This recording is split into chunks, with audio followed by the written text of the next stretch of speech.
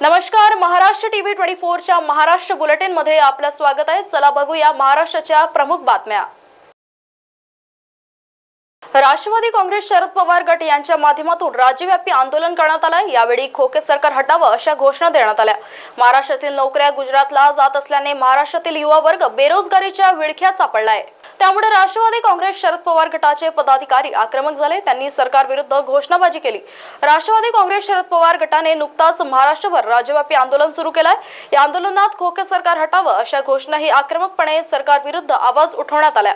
महाराष्ट्रातील नोकऱ्या गुजरातला गेल्याने राज्यातील युवा बेरोजगारीच्या संकटात सापडल्याचा आरोप यावेळी करण्यात आलाय।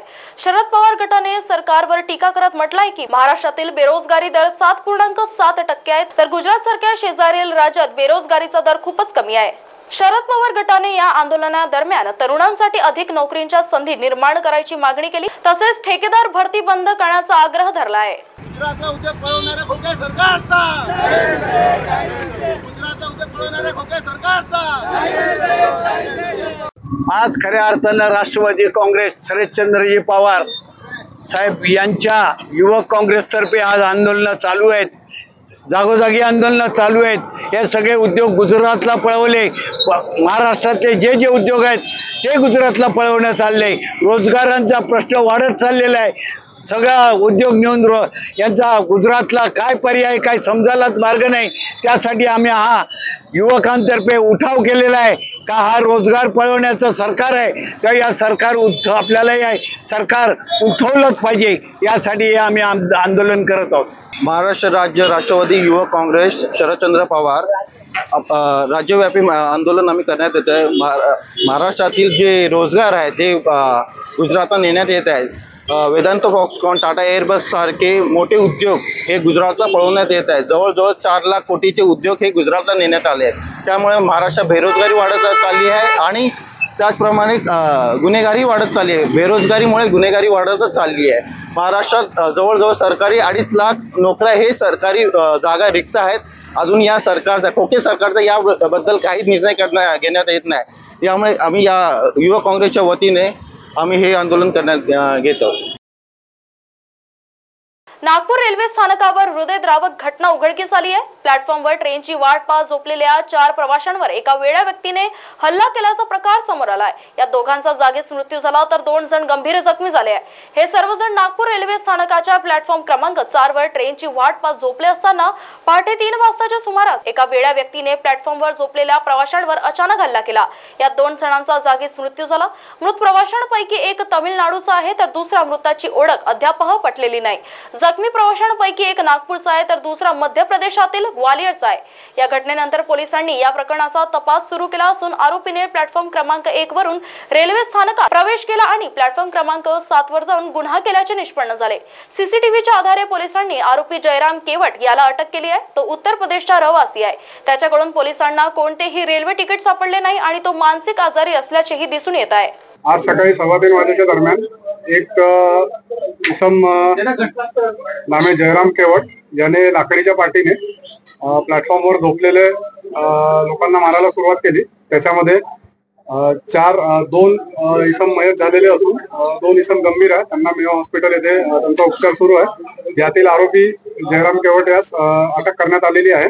तसेच पुढील तपास सुरू आहे। अटक आरोपी जयराम केवट हा प्रायमा फेसिली थोडा याला काही मानसिक रुग्ण आढळून येत आहे। त्याला आम्ही मेडिकलच्या चाचणीमध्ये तसं माहिती पडेल। यातील मृतक एक अज्ञात आहे। सध्या त्याच्याबद्दल ओळख पटू शकलेली नाही। दुसरे मृतक आहे हे दिंडीगुलचे राहणार आहे तामिळनाडूचे गणेश कुंभराज म्हणून। यांची ओळख पटलेली आहे। तसेच त्यांच्या नातेवाईकांना पण माहिती देण्यात आली। आरोपी हे सीतापूर उत्तर प्रदेश। आरोपी हा मानसिक रुग्ण प्राथमिक दर्शनी दिसून येत आहे। त्याच्यामुळे त्याच्याकडे जास्त चौकशी करून आम्हाला माहिती मिळून राहिलेली नाही।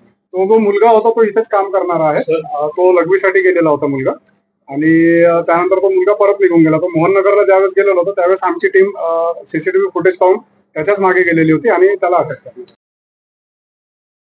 आज बंजारा समाजातर्फे उद्धव ठाकरे यांचा जाहीर निषेध करण्यात आलाय। उद्धव ठाकरे मुख्यमंत्री असताना बंजारा समाजाचे लोक मातोश्रीवर प्रसाद घेऊन गेले। तो प्रसाद उद्धव ठाकरे यांनी न खाता झटकून टाकला। याने बंजारा समाजाच्या भावना दुखवल्या गेल्या। समाजाच्या भावना दुखवल्यानंतर समाज दाद मागण्यासाठी उच्च न्यायालय गेले। न्यायालयाने ऐकून घेतलं। उद्धव ठाकरे यांनी समाजाला दिलेले 2 लाखाचा चेक परत करण्यासाठी गेले असता ते भेटले नाही। त्यामुळे उद्धव ठाकरे यांना बंजारा समाजाची माफी मागावी अशी मागणी बंजारा समाजाने ठाकरेच्या विरोधात आंदोलन करत केली आहे। उद्धव ठाकरे जेव्हा मुख्यमंत्री होते तेव्हा आमचे बंजारा समाजाची काशी असलेली पोहरादेवी येथील मंत उद्धव ठाकरे यांच्या मातोश्री निवासस्थानी गेले होते। गेल्यानंतर प्रथम त्यांनी विभूती दिली। विभूती दिल्यानंतर उद्धव ठाकरे यांनी हातात घ्यावून घेतली आणि बाजूला झटकून टाकली म्हणजे विभूती नसून तमाम बंजारा समाजाच्या भावना झटकून टाकल्या। तेवढंच नसताना पवित्र असा प्रसाद जो बंजारा समाजाची काशी असलेला प्रसाद म्हणतानी उद्धव ठाकरे यांच्या हातात दिले। हातात घेण्याच्या अगोदर त्यांनी स्पष्ट नकार दिला की तुमचा प्रसाद जमत नाही या टाईपचा। त्यानंतर आम्ही तमाम बंजारा समाज भावना दुखवल्यामुळे उच्च न्यायालय या ठिकाणी गेलो दाद मागण्यासाठी। तेव्हा कोर्टाने पूर्ण ऐकून घेतले। त्यानंतर तुम्ही 2 लाख रुपयाचा डीडी हा उद्धव ठाकरे यांच्या घरी देऊन द्या असा आदेश केला। त्यानंतर आम्ही मान्य उच्च न्यायालयाच्या आदेशाचं पालन केलं। त्यानंतर सविस्तर असं उद्धव ठाकरे यांना देण्याच्या अगोदर त्यांना या दिवशी 18 तारखेला येणार आहोत, पण सविस्तर आम्ही त्यांना अर्ज दिला। अर्ज दिल्यानंतर आम्ही बंजारा समाजाचे काही शिष्टमंडळ सह मी गेल्यानंतर त्यांना वेळ नाही म्हणून मधून निरोप आला। म्हणजे मान्य उच्च न्यायालयाचा मान त्यांनी राखला नाही, म्हणून आम्ही मान्य कोर्टाने सांगितलं की त्यांना वेळ नाही म्हणून। आणि कोर्टाने तेव्हा ऑर्डर केले की तुम्ही स्पीड पोस्टद्वारे हे जो डीडी आहे 2 लाखाचा त्या स्पीड पोस्टद्वारे पाठवून द्या म्हणले।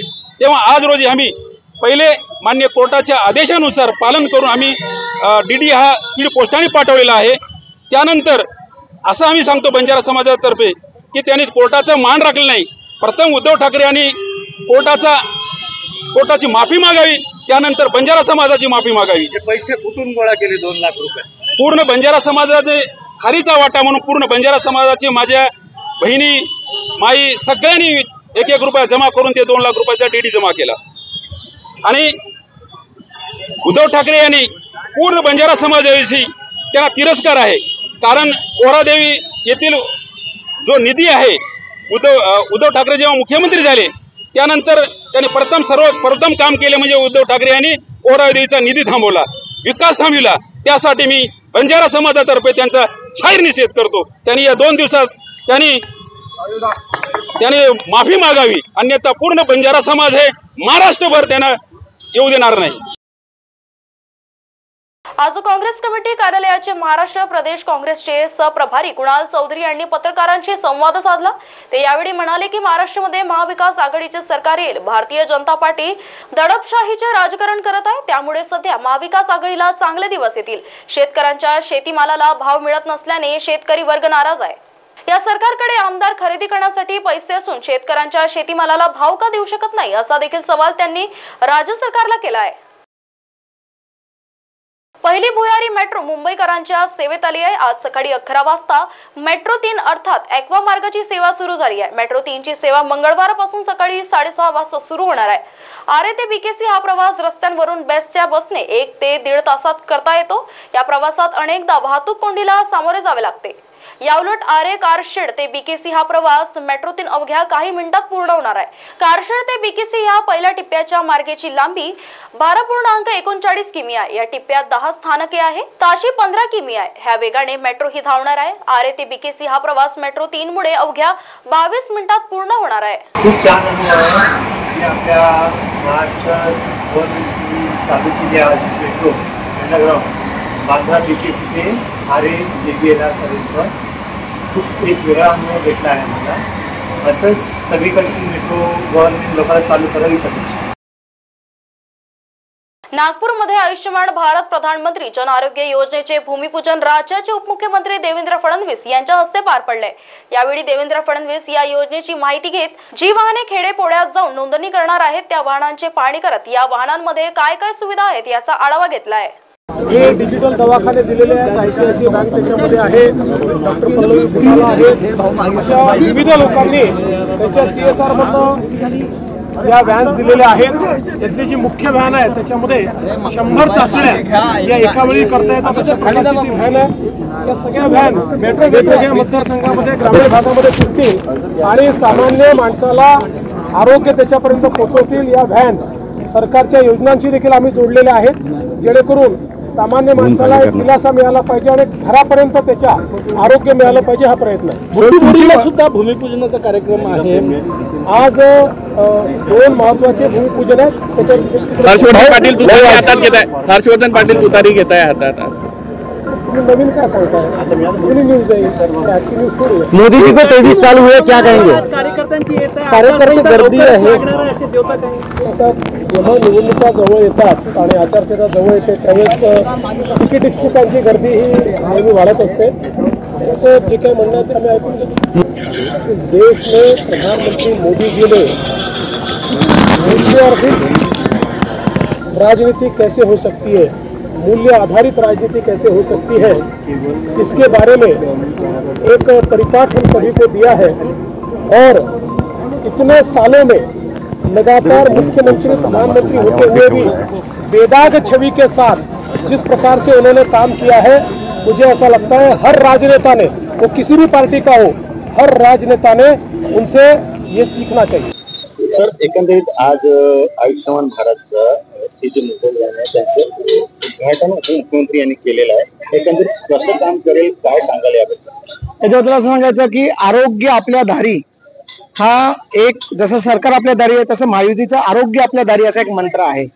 आयुष्यमान भारत प्रधानमंत्री जन आरोग्य योजना याच्या अंतर्गत माननीय पंतप्रधानांच्या संकल्पनेतून प्रत्येक भारतीय, तो कुठल्याही पद्धतीचा रेशनधारक असो, प्रत्येक भारतीय नागरिक त्याचा कुठलीही उत्पन्न मर्यादांची अट न ठेवता 5 लाख रुपयाचा विमा घरटी प्रत्येक वर्षी असा मेडिकल विमा, म्हणजे आपला असं म्हणू की आपण त्याच्या कुठलाही वैद्यकीय खर्च होऊ नये अशासाठी तो देण्यात आलेला आहे. तो जो वैद्यकीय विमा आहे त्याच्यामध्ये जर आपल्या कुटुंबामध्ये 70 वर्षाहूनही अधिक असं कोणी ज्येष्ठ नागरिक असतील तर त्यांच्यासाठी अधिक 5 लाख रुपये असं वार्षिक 10 लाख रुपये हमी सरकारने या योजनेअंतर्गत दिलेली आहे. याच्यामध्ये 60% अनुदान हे केंद्र शासनाचं आहे, 40% अनुदान हे जे आहे ते आपल्या राज्य शासनाचं आहे. आणि याच्यासाठी माननीय देवेंद्रजींच्या मार्गदर्शनाखाली एक समिती, आयुष्यमान भारतची एक वेगळी समिती आपल्या राज्यामध्ये मिशन आयुष्यमान भारत मिशनची महाराष्ट्रासाठी एक समिती नेमण्यात आलेली आहे मिशनच्या नावाखाली. आणि त्याच्या अंतर्गत खूप सारे आरोग्य मित्र नेमले गेलेले आहेत. असं असून सुद्धा ही योजना घरोघरी न पोहोचल्यामुळे आजपर्यंत महाराष्ट्रामध्ये फक्त 30% कुटुंबांनीच या योजनेचा फायदा घेतलेला आहे. पण प्रत्येक नागरिकासाठी योजना खूप महत्वपूर्ण आहे. अनेक कमी पगाराची लोक, कमी उत्पन्नाची लोक जी असतात त्यांच्यावर जेव्हा एखादा मोठा प्रसंग वैद्यकीय खर्चाचा येतो तेव्हा मग ते कर्जबाजारी होतात, वेगळ्या गोष्टी गहाण टाकतात, सोनं गहाण टाकलं जातं. हे सगळे न होण्यासाठी माननीय प्रधानमंत्रीजींची ही संकल्पना आहे. याच्यामध्ये आपण 8 गाड्या विदर्भामध्ये दिलेल्या आहेत. या 8ही गाड्या प्रत्येक घरोघरी जातील. त्यात 4-4 लोक व्हॉलंटियर्स बसवलेले आहेत जे प्रत्येक घरामध्ये जाऊन तिथे नोंदणी करतील आणि आयुष्यमान भारत कार्डाची एक रंगीत प्रत्येक कुटुंबाच्या हातात देतील. आणि त्यामुळे या कुटुंबांना महाराष्ट्रातला 1000 हॉस्पिटल्समध्ये सध्या लाभ आहे, प्रायव्हेट आणि गव्हर्नमेंट दोन्ही मिळून 1350 आजार याच्यामध्ये सरकारने हे केलेले आहेत, मोफत उपचारासाठी साठी पात्र केलेले आहेत. आणि हे सगळं सोडून आता अजून 900 हॉस्पिटल्स आयुष्यमान भारत योजनेमध्ये समाविष्ट करण्यात येत आहेत. तर ह्या सगळ्याची योजना घरोघरी पोहोचण्यासाठी आयुष्यमान भारत नोंदणी उपक्रम आपण आज इथे केला. दुसरा उपक्रम जो आपण बघत आहे की आरोग्य आपल्या घरी फिरता डिजिटल दवाखाना, ही अत्यंत नाविन्यपूर्ण अशी संकल्पना आहे. या संकल्पनेखाली आरोग्यच प्रत्येक कुटुंबाच्या घरी, नागपूरकरांच्या घरी जाणार आहे. माननीय देवेंद्रजी फडणवीसांच्या संकल्पनेतून आणि त्यांच्या प्रेरणेतून मी कौस्तुभ विटाला, डॉक्टर पल्लवी विटाला, माझी पत्नी नरेश चौधरी, रेमॅक्सचे संचालक आणि काही अजून जसं बघताय पल्लवी मेडिकेअर, ह्या सगळ्या कंपन्यांनी एकत्र येऊन आम्ही हा CSR मधून हा दवाखाना साहेबांच्या संकल्पनेतला साकारलेला आहे. या दवाखान्यामध्ये आज 100 चाचण्या मोफत होतात. सगळी तुमची पेशंटची माहिती, डॉक्टर आहे, मोफत औषधे आहेत, सगळी माहिती पेशंटची आयुष्यमान डिजिटल मिशन मध्ये साठवली जाते. त्यामुळे रुग्णाला जर केव्हा हॉस्पिटलाइज झालं, इमर्जन्सी झाली तर ती माहिती त्वरित हॉस्पिटलला उपलब्ध होते.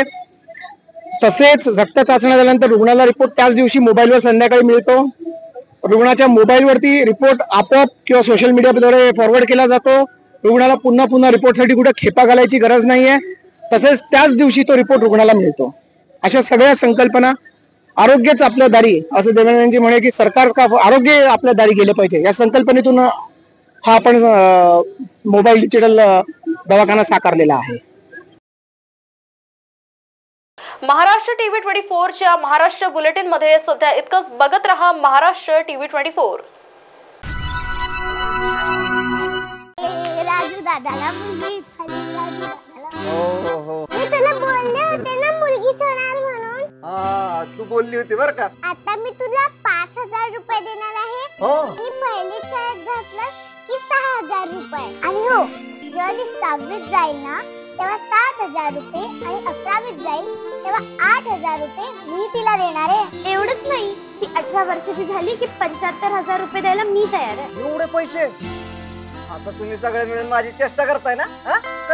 नाही रे दादा, तुला फक्त जवळपासच्या अंगणवाडीमध्ये जाऊन लेक लाडकी योजनेमध्ये तुझ्या मुलीच्या नावाची नोंदणी करायची. एवढंच करायचं.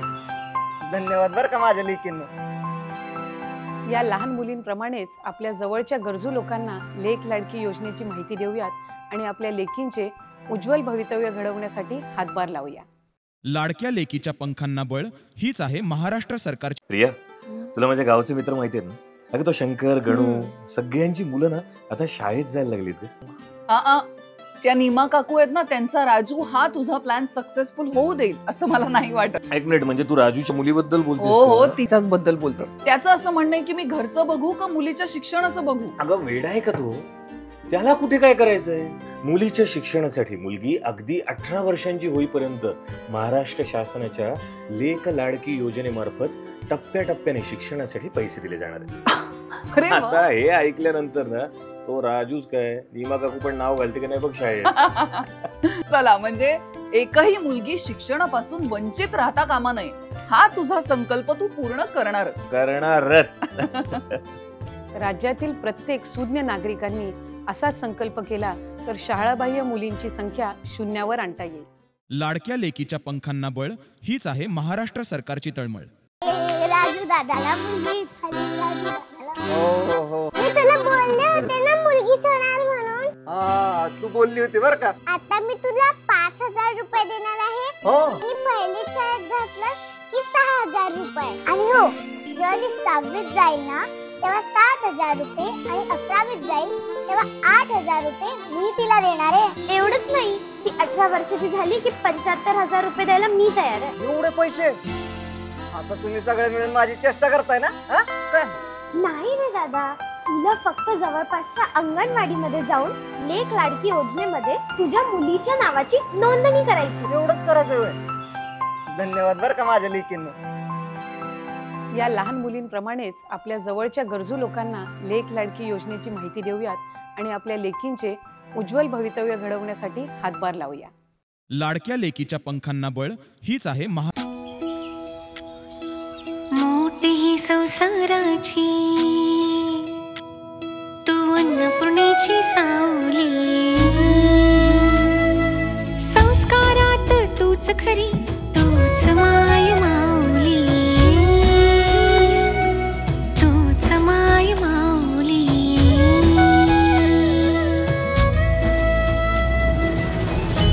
राज्यातील भगिनींच्या सन्मानार्थ महाराष्ट्र शासनाची मुख्यमंत्री माझी लाडकी बहीण योजना. महाराष्ट्रातील प्रत्येक पात्र महिलेच्या बँक खात्यात दर महिना 1,500 रुपये जमा होणार. सन्मान बहिणींचा, सन्मान महाराष्ट्राचा.